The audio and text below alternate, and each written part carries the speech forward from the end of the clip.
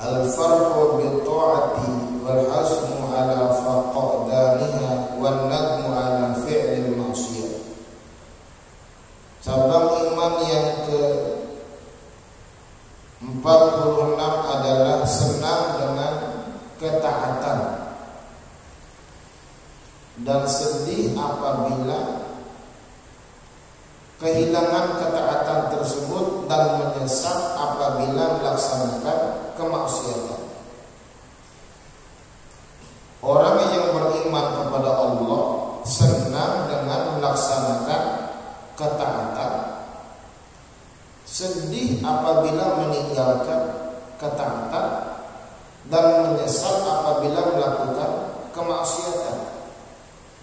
Ini kita ngukur-ngukur diri ini. Apakah selama hidup ini kita senang dengan ketaatan? Apakah kita selama kehidupan ini sedih apabila tidak bisa melaksanakan ketaatan? Apakah selama kehidupan ini kita menyesal apabila berbuat dosa? Nah, siapa orang yang melakukan tiga hal ini berarti orang tersebut sedang melaksanakan sebagai ciri orang yang beriman kepada Allah Subhanahu wa taala. Sebab ada orang yang bangga kalau berbuat maksiat dan merasa rugi kalau berbuat baik. Ada orang yang merugi berbuat baik, ada orang yang bangga kalau melaksanakan kemaksiatan. Itu kalau dilakukan itu pertanda imannya sedang berkurang dari dalam dirinya, bahkan orang tersebut lama-lama bisa hilang iman dari dalam dirinya. Jadi orang yang beriman pada Allah Subhanahu wa taala, jemaah sekalian, orang yang selalu senang dengan ketaatan, orang yang girang kalau melaksanakan kebaikan. Nah, ketaatan itu banyak, kebaikan itu banyak. Di antaranya apa? Salat itu bagian daripada ketaatan. Puasa bagian daripada ketaatan. Haji, umroh bagian daripada ketaatan. Mengeluarkan zakat bagian daripada ketaatan. Sedekah, infak bagian daripada ketaatan. Ngaji, baca Quran bagian daripada ketaatan.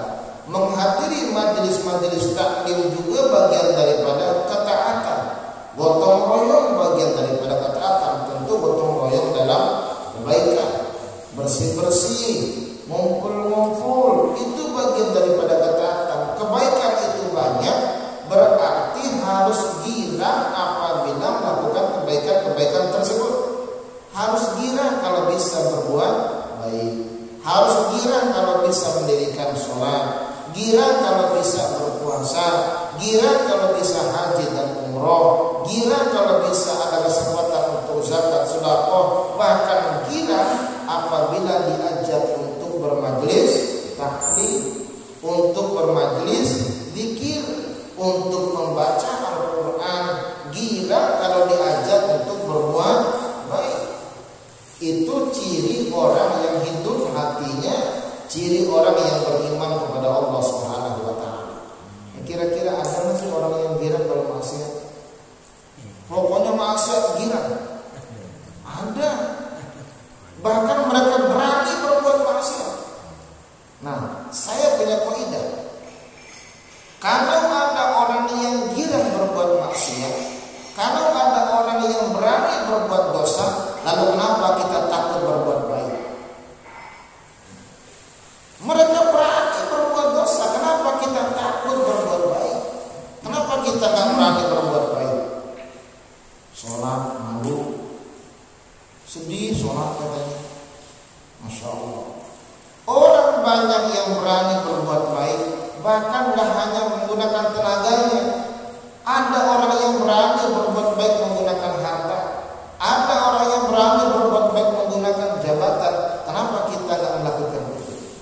Yang sedih adalah orang yang berani berbuat jahat, berani berbuat jahat, berani berbuat dosa. Bukan hanya menggunakan tenaganya, bahkan menggunakan hartanya, menggunakan jabatannya. Masya Allah. menggunakan jabatannya untuk berbuat dosa, menggunakan hartanya untuk berbuat dosa. Kalau ada yang berani demikian, kenapa kita takut untuk berbuat baik? Ini harus berani berbuat baik, harus girang, senang berbuat baik. Dan kalau kita tidak bisa berbuat baik, merasa sedih. Harusnya begitu. Nggak bisa sholat sedih, nggak bisa ngaji sedih, nggak bisa pengajian sedih. Ada nggak orang yang senang nggak ikut pengajian? Ustadznya nggak datang nih, alhamdulillah. Ada nggak yang begitu? Oh ini kalau ada orang yang girang gara-gara pengajian libur, Pak, itu pertanda mati hatinya. Itu pertanda mati hatinya. Sebab di antara cara menghidupkan hati adalah dengan cara siraman rohani, kata orang. Siraman kalbu. Nah, di antara siraman kalbu itu adalah dengan cara mengkaji ayat-ayat Al-Quran, mengkaji hadis-hadis Nabi, dan kitab yang disusun oleh para ulama. Itu di antara ciri menghidupkan hati. Cuman kalau girang ustadznya nggak datang, apalagi mendoakan ustadznya biar meriah, Pak. Nah, ini jemaah sekalian, orang yang beriman kepada Allah Subhanahu wa taala, tandanya di antaranya adalah dia senang dengan ketaatan, sedih apabila kehilangan, tidak bisa berbuat baik, dan menyesal kalau dia berbuat maksiat. Harus ada rasa menyesalnya. Sebab di antara pintu orang yang bertaubat adalah dia menyesal atas perbuatan dosa yang dilakukannya. Bapak-bapak yang dimuliakan oleh Allah Subhanahu wa taala, di dalam kitab ini ada satu firman Allah Subhanahu wa taala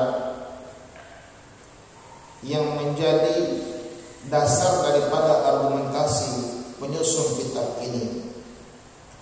Allah Subhanahu wa taala berfirman, "Qul bi fadlillahi wa bi rahmatihi fabidzalika falyafrahu." Katakanlah, dengan karunia Allah,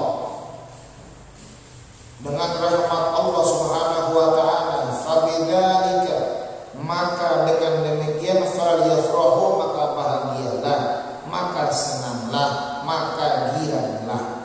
Lewat ayat ini Allah Subhanahu wa taala menganjurkan kepada kita untuk bahagia, untuk girang, untuk senang apabila mendapatkan karunia dan rahmat dari Allah.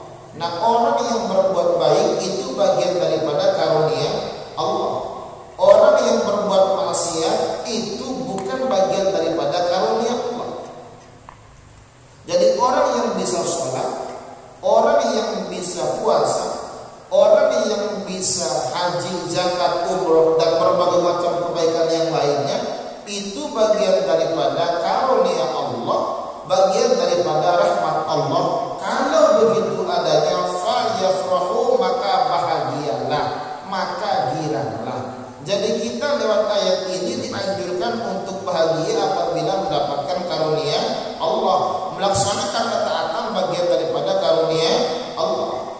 Nah, di dalam tafsir, bagian daripada karunia Allah Subhanahu wa taala adalah ad-dinul Islam wal Qur'anul Karim, yakni agama Islam atau Al-Qur'anul Karim.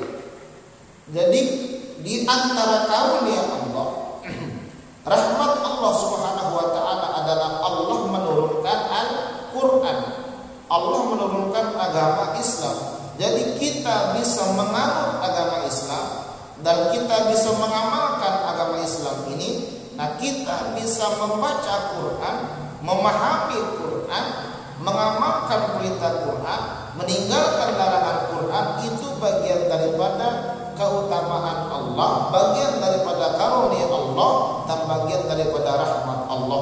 Kalau begitu adanya, falyafrahu, maka bahagialah.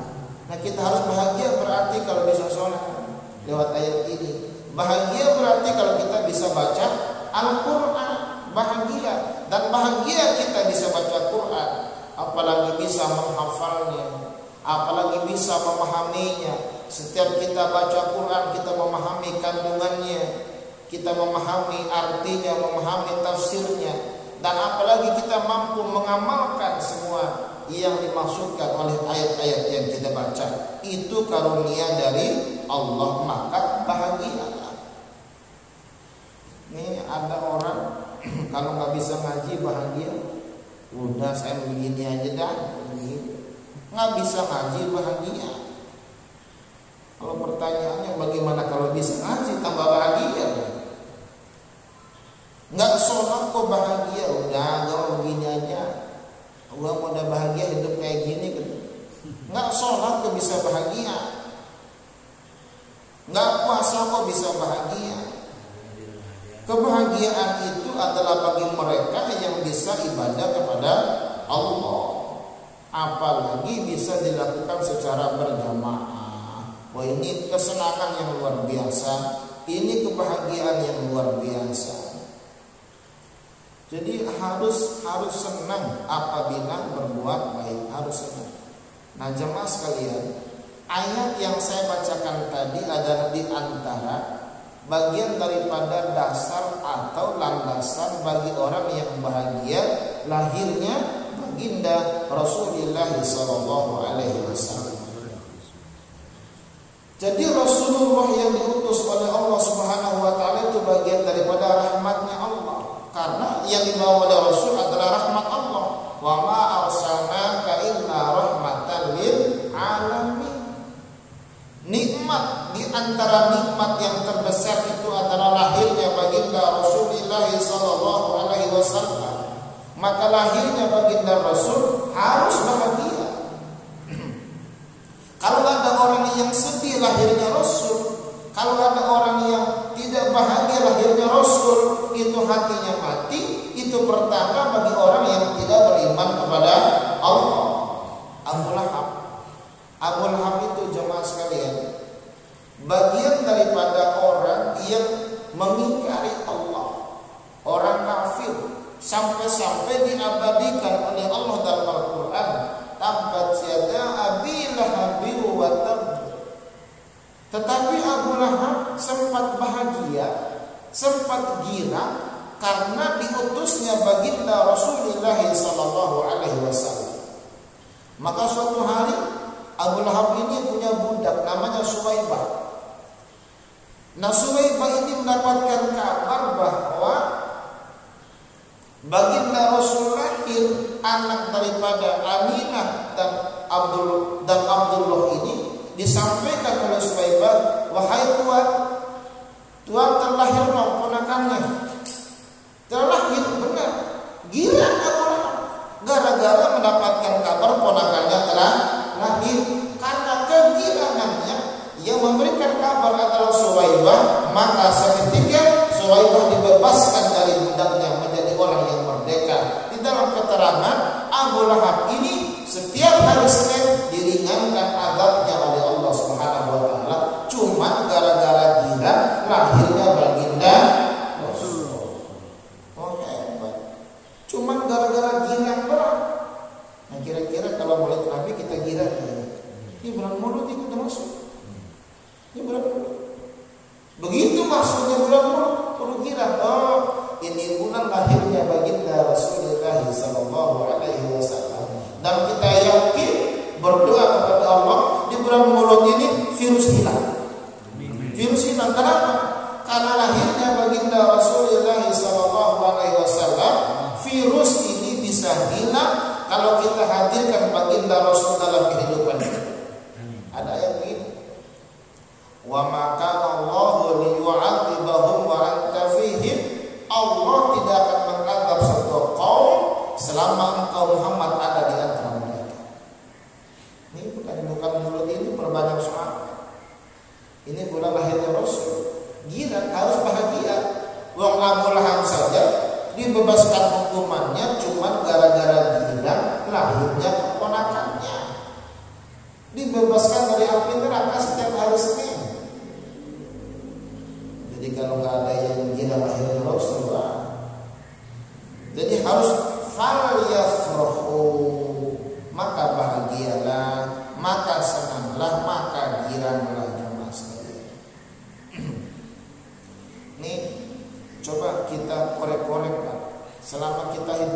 ada nggak sedih kalau bantu orang? Yang sedih itu pas bantuin orangnya, atau sedih gara-gara orang yang kita bantu nggak bilang terima kasih sama kita? Kan ada tuh, menyesal bantu dia. Kok bantu orang penyesal? Nah ini penyakit dalam diri kita. Bantu orang penyesal. Yang menyesal itu dalam kalimat ini harusnya akibat maksiat. Wa nadamu ala fi'lil ma'siyah. Menyesal apabila melakukan kemaksiatan. Bantuin orang itu bukan maksiat. Kok kalimatnya gua nyesal bantu dia? Udah gua kasih malah dia nyakitin gua. Ya hilang amalannya. Di antara amalannya para wali itu adalah yang dia bantu bukan hanya kawannya, tapi musuhnya. Yang dia bantu itu musuhnya. Nah kalau cuma bantu kamar, umum orang juga begitu. Cuma bisa kita bantu musuh kita. Orang nyakitin kita, kita kasih hadiah dia. Oh ini mulia, ini mulia. Itu bagian daripada nikmat dari Allah Subhanahu wa Ta'ala. Ada nggak orang yang menyesal gara-gara sholat gitu? Ini miskin terus nyesel saya sholat, ya kan? Ini bantuin orang terus nyesel bantuin orang. Ini puasa nyesel puasa. Ini harus periksa iman kita, periksa hati kita.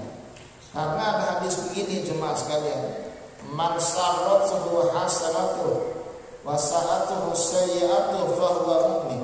Siapa orang yang bahagia karena kebaikannya dan siapa orang yang benci karena perbuatan dosanya, fahuwa mukmin, dia beriman kepada Allah. Ini hadis riwayat At-Tabrani di dalam kitab ini. Dan luar biasanya bahwa kalau ada orang yang benci saat dia melaksanakan kemaksiatan, benci gitu, benci betul sama dirinya. Kok saya bisa melaksanakan maksiat? Benci betul sama dirinya. Nah ini yang hebat. Dia benci sama dirinya yang berbuat maksiat. Dan gila, bahagianya dia bisa bantu orang. Dia bisa berbuat baik. Kalau ini dilakukan, Masya Allah. Ada orang yang bilang begini, Pak, harus bisa nolong untuk berbuat baik. Ada kalimat ini. Nyolong kan biasanya nggak baik. Harus bisa nyolong untuk berbuat baik. Mana salah nyolongnya? Kan tadi bagian airnya nggak disuruh, tiba-tiba bagian air kan nyolong namanya. Nyolong kebaikan. Nggak disuruh sama orang, tapi dia lakukan. Orang tidak mau melakukan tersebut, tapi dia bisa melakukannya. Diam-diam berbuat baik. Itu nyolong namanya. Kan ngambil punya orang diam-diam apa namanya? No. Jadi bisa nggak kita diam-diam kita bisa berbuat baik? Ya. Dan ini yang bagus. Orang nggak tahu kita berbuat baik. Ini yang bagus sebetulnya. Orang tidak tahu kita sedang berbuat baik. Bahkan dalam pandangan orang kita sedang berbuat maksiat. Padahal kita sedang berbuat baik. Nah, semaksimal mungkin kebaikan-kebaikan yang kita lakukan itu jemaah sekalian harus bahagia. Falyafrahu. Coba lagi-lagi saya mau mengajak lihat diri kita. Adakah selama ini kita menyesal kalau berbuat baik? Dan adakah kita senang apabila berbuat maksiat? Kan ada orang yang girang sambil maksiat tawa, gua juga bisa. Kan banyak kan? Yang girang, gua merasa puas setelah nyakitin dia. Tapi kenapa orang nggak merasa puas berbuat baik? Harusnya gua puas bisa berbuat baik, merasa girang. Ada orang yang menceritakan keburukan itu pertanda dia girang sama berbuat buruknya. Habis ngerjain orang, dia ceritakan. Dia bangga sama keberhasilannya nyakitin orang. Habis ngambil berbagai macam milik orang, dia girang. Dia ceritakan sama orang, bahkan bikin komunitas. Masya Allah. bikin WA grup untuk bangga atas kebaikan, atas kejelekan yang diperbuat selama hidupnya. Itu pertanda orang yang hatinya mati. Orang gila kalau berbuat maksiat itu pertanda hatinya mati, pertanda imannya hilang, bahkan dia pertanda orang yang tidak bisa menikmati kehidupan ini. Nggak bisa menikmati kehidupan ini karena kehidupan di dunia ini adalah bagian daripada ya'isu fi ta'atillah. Orang yang selalu memiliki dunia ini adalah yang selalu beribadah kepada Allah Subhanahu wa taala.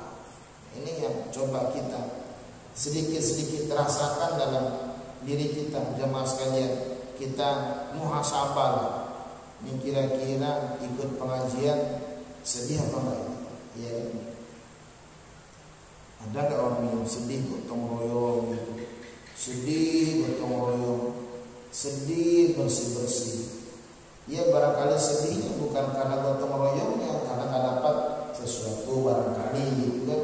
Tapi memang karena perbuatan baik itu banyak godaannya.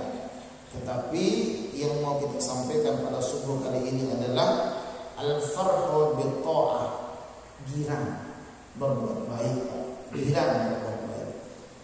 Wal hasnu ala faqdaniha, dan sedih apabila tidak bisa berbuat baik.